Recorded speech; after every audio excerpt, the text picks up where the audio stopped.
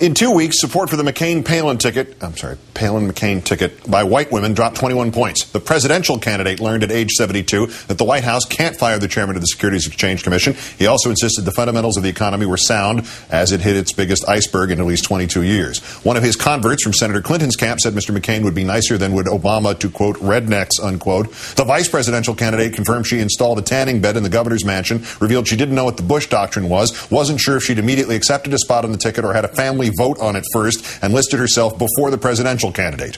And we haven't even gotten to the stuff on Fox News in the last 24 hours.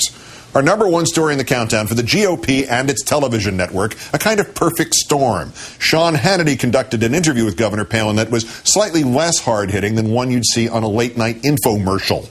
We'll show you the condensed 62-second version of that in a moment. But first, this morning, a fixed news guest used a word so outrageous about the governor's anatomy that had it been said by a Democrat or in any other venue, the conservatives' phony outrage meter would have burst and Republicans might have been rioting in the street. But it was said on Fox, so it was just funny.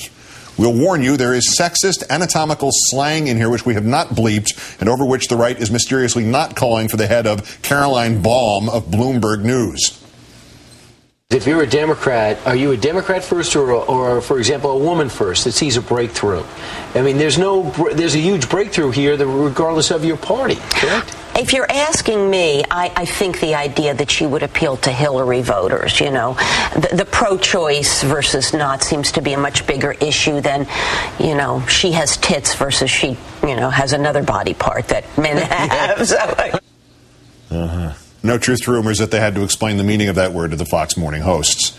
To the interview of the governor in which she claimed she did indeed watch, but did not listen to Tina Fey's impression of her on Saturday Night Live. I watched with the volume all the way down, and I thought it was hilarious. I didn't hear a word she said, but the visual was spot on. Enjoy it, Governor. Ms. Fey has reportedly agreed to reprise the role again, not this week, but next and thereafter. If she needs any help on studying her subject, there was the rest of that interview, which we have distilled down to its talking points essence. 62 seconds of unparalleled statesmanship and political savvy. Roll 'em.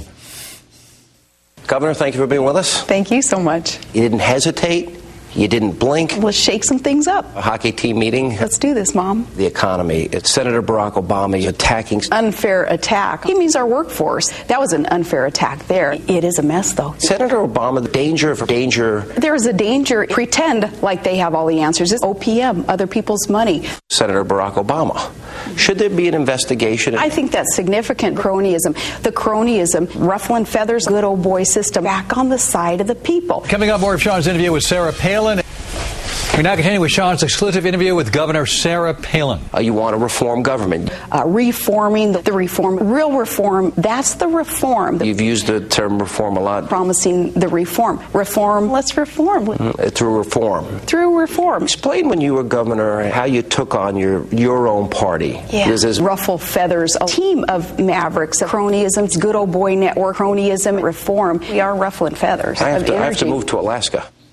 The rest of the interview was pretty much the two of them extolling the value of Kevin Trudeau's weight loss cure, the ab coaster, and the other late-night TV wonder products besides Sara Palin.